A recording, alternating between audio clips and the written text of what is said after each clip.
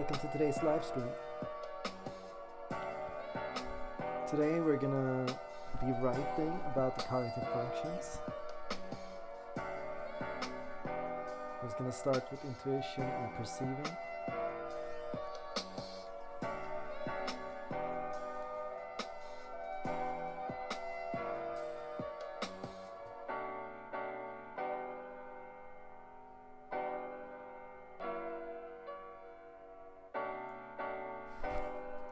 The best part of creating is just deleting and then starting over. I think there is something creative about deleting and starting over and writing something again better than the last time.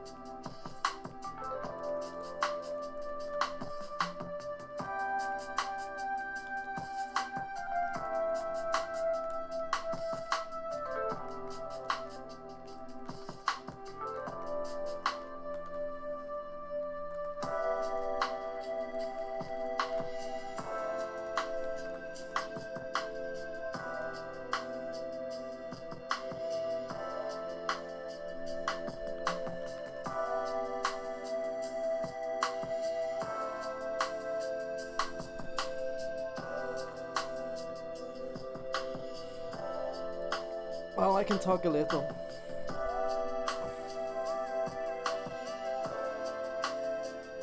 Okay.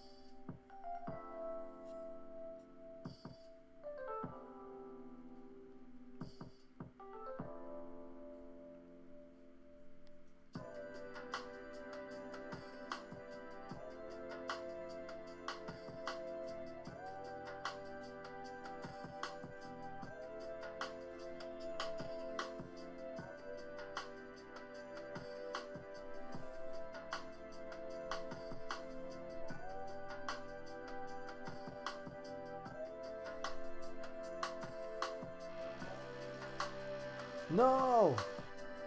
Somebody's drilling in the walls. This is awful. The worst time.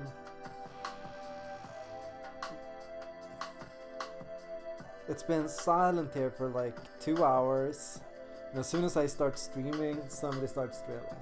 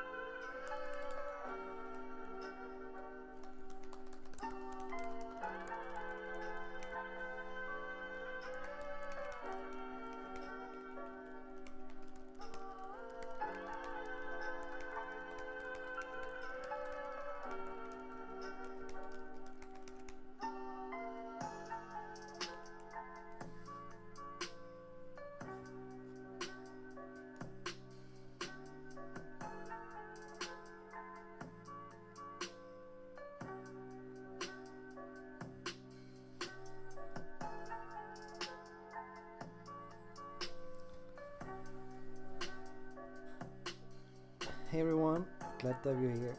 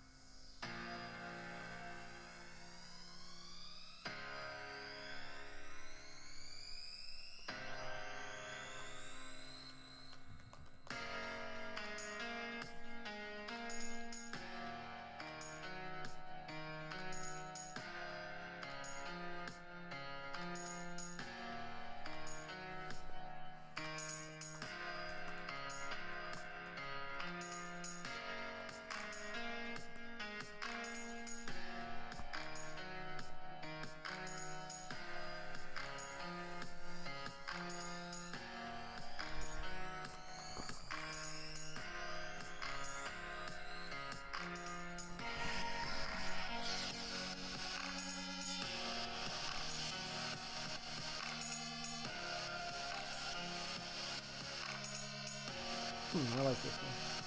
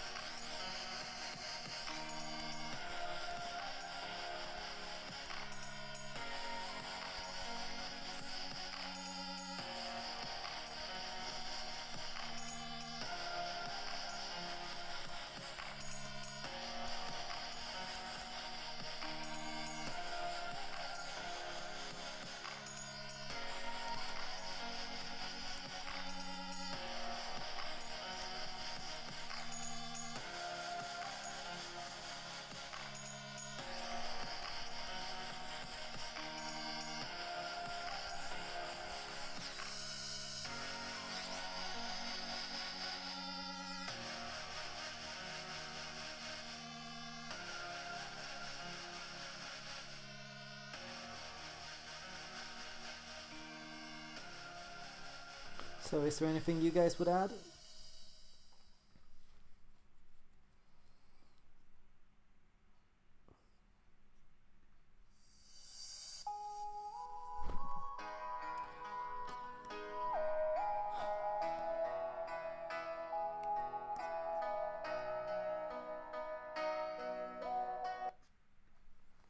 So, change, intuitive perceiving, nickname the diverse function. The cognitive functions they are associated with our ability to think of options and to vary ourselves. We use this function when we think about how to apply new ideas or how to implement a strategy or vision.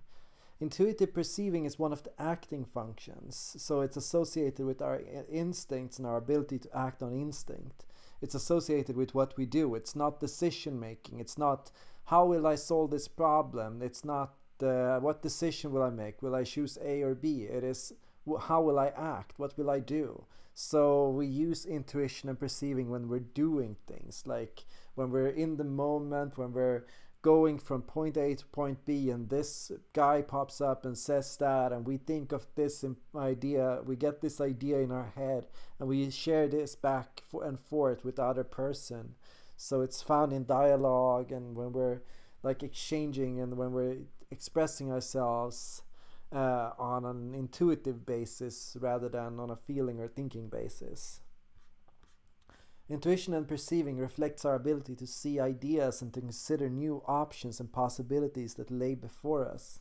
We can see new ideas and we can see change. We can see ways to adjust or change something. We can come up with new ways to do things, and we believe there are alternatives to what people do in the present.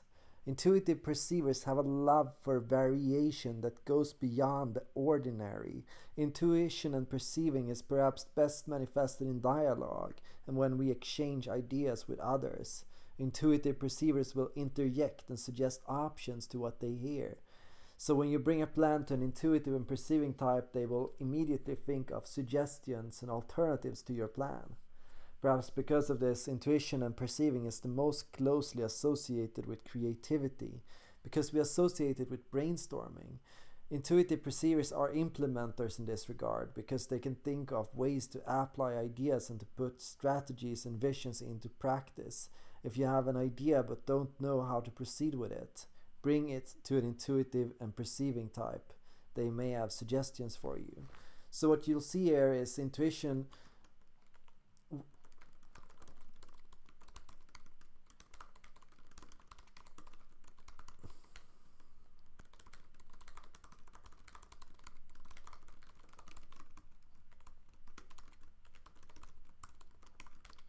So what you will see here is intuition and perceiving works best against something, when there is something to bounce off of or to give feedback to. Intuition and perceiving finds it hard to work out of nothing. It can't just think of an idea out of nowhere. That's not how it works. It hears something and then it gets an idea and then it comes up with that idea. So it works its magic when talking with other people or when observing its surroundings. The intuitive and perceiving type. There are two key traits necessary to be an intuitive and perceiving type. First, you need to be adaptable. You need to be imaginative. In short, we can describe the intuitive and perceiving type as the diverse type. Diverse in the sense of having many different skills or sides to them. Diverse in the sense of possessing many quirks and being able to think from many different perspectives and angles. Jacks of all trades, intuitive and perceiving types are broad and often skilled at multi-thinking or switching rapidly from one idea to another. The diverse types can rule out options fast this way. The speed in which the diverse type can consider options A, then B, and then C is unrivaled. It's really hard for me, for example, to keep up with this process. A diverse type has an important need, and that is the need for variation.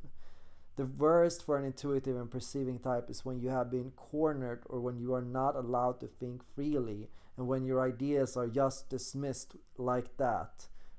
Or when decisions have already been set in stone and you can't change it anymore. A diverse type can easily think of issues and can anticipate problems with an idea, and it can be difficult for an intuitive and perceiving type to deal with stiff organizations and people that can't keep up with their imagination. The intuitive and perceiving types I meet often complain that people will dismiss their ideas as crazy. And then I turn out to be right, but then I have to hold back telling people I told you so. That's something I've heard intuitive and perceiving types say many times. You know, I think it's the INTP biggest frustration. Should I tell people this is a bad idea or should I just keep it to myself? You know, when looking at development of diversity or for development for intuitive and perceiving types, it is like you have to consider the worst experience for an intuitive and perceiving type. And the worst experience is to be locked in or stuck. You can't go anywhere anymore. There is no alternatives available anymore. You just have to adjust and deal with the cards that have been handed to you. This is something many intuitive perceivers will struggle with and learn to force themselves to do. Intuitive and perceiving types may not dare to change their mind at some point, feeling that people will laugh at them or think they are stupid for wanting to change again. So they may force themselves to accept the situation, but this is very hard and it takes conscious daily effort to not think of an option that you can see so clearly in your mind. You can't just tune off or ignore an idea. Once it is there, it is there. It is in the end, the intuitive changes because they have to, because this is important if they want to stay healthy and energetic and to maintain their enthusiasm. Yeah, I've met a lot of intuitive and perceiving types that have forced themselves for so long to maintain a discipline and routine and to keep themselves from exploring. And of course, this eventually has to fall apart because at some point we have to want to live and our need to feel alive takes over our need not to be laughed at or our need not to be stupid or not to be to not make a mistake. So there comes a point where as an intuitive and perceiving type you learn that you have to change to stay alive. So many intuitives and perceiving types get annoyed with themselves for having all kinds of ideas. So I see a lot of them, they try to shut off their own mind. and they may feel that they have no control over their thoughts and impressions. So many may find that the best ways to tune off is to keep a lot of noise running in their environment, to always have something to do, to always be busy, to always have action in your life. And this is kind of, oddly enough, how an intuitive and perceiving type unwinds and relaxes. This is only necessary if there is no way to output your ideas or to engage in your creative process. We only feel that we have to turn off our dominant process when we have no way to express it, because it's just so uncomfortable to have ideas but no way to apply them. It is appealing to just want to keep busy with tasks that require a minimum amount of brain power. So another final part of development is to put challenges and principles on your ideas. I find that this is very important for growth for an intuitive and perceiving type. You may hone your intuition and perceiving towards a vision. So you may accept to some degree some limitations on how to think and how to have ideas and in what direction to push your ideas. And you may learn to direct your process and put yourself in a situation where your ideas have to be utilized towards a specific cause. But it might be uncomfortable for a diverse type to accept rules, as they may somewhat limit your creative process. But at the same time, the limitations can actually help your brainstorming and can ensure that you stay on topic and that your ideas serve a greater purpose. So if you can put yourself in a vulnerable position and accept some criteria and restrictions, you may find this will only boost your imagination and your intuition, and that can also help provide growth. Yeah, when you use NP and when you come to push yourself and challenge yourself with judging, what happens is your intuition goes to 100%. If your intuition is normally balanced with your perceiving at maybe 75%, when you bring judging into the mix together with perceiving, it goes to 100%. So that's a very important practice if you want to hone your intuition at some point. Now, looking at intuition and perceiving in other types, for example, the independent types, like myself, and intuitive and judging types, we generally prefer to move according to our personal vision. Sensing and judging types, they tend to engage in discipline. Sensing and perceiving types, they tend to favor action. So they may all engage in intuition and perceiving at some points in their life. The adaptive and constant reforming and adjusting may stress the intuitive and judging type, but it also helps them when they have found a vision and need to find a way to get from point A to point B. Yeah, a lot of us get stuck. We get an idea, but we have no idea how to execute it, so we don't do anything at all.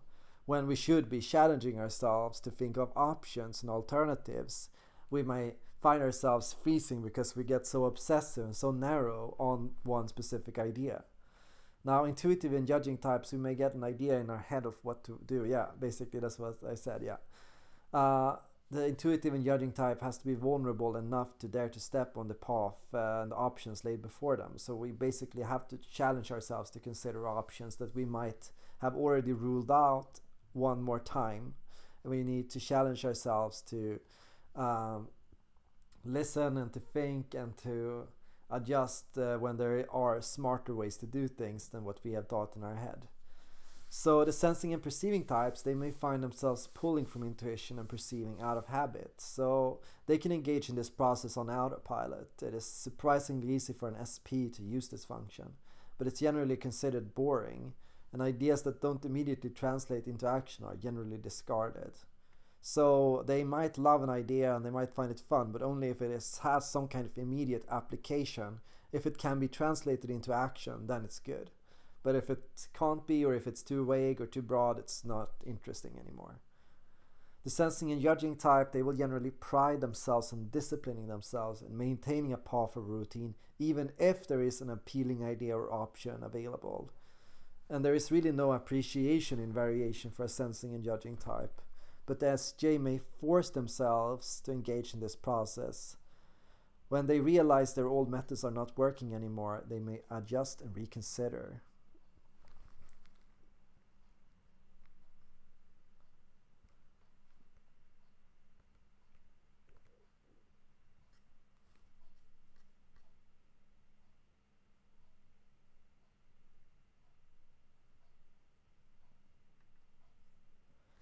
So there are also flavors of intuition and perceiving, mainly red, yellow, green, and blue flavors. So it really has to do with where you hone your intuition and perceiving, because it's up to you kind of in what area you want to engage in it. Some intuitive and perceiving types, like the reds, they like to engage in it on the fly, so they're just living life, they're just jumping into things, new situations. They get an idea, and then it's the idea, and it's awesome, and it's so good, and we should all try this. And then they jump at that, and then the idea breaks down, and then they have a new idea, and then they go, oh, let's do this instead. So that's how they kind of live. They jump, they crash, they jump again, they crash, and then they move forward that way.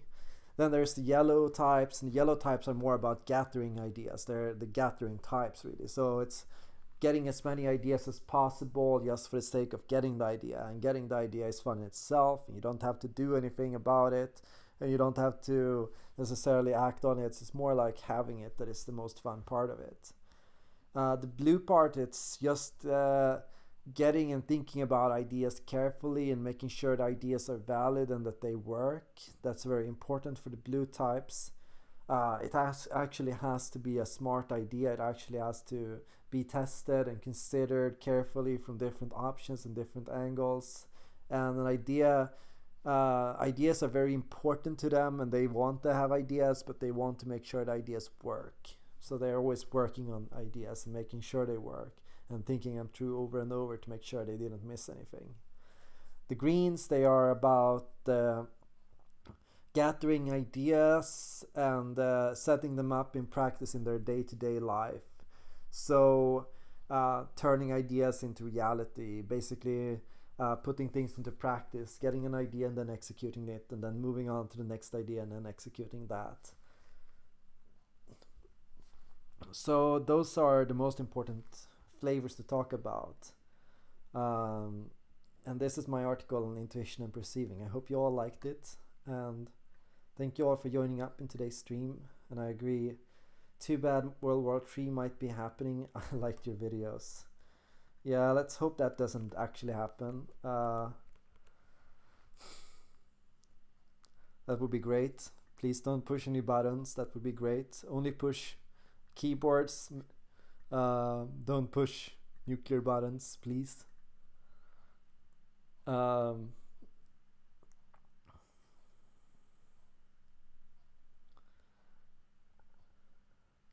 Thank you all for joining up. Thanks Calcula. I'm glad you liked my videos.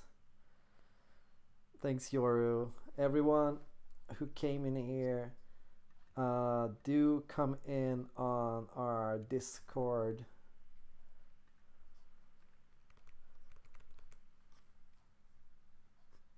I'll give you the link right away.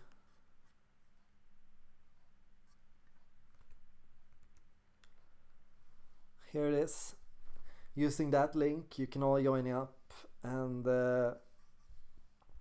chat with the community and discuss the articles and share your own articles and your own videos, and yeah, just have fun together.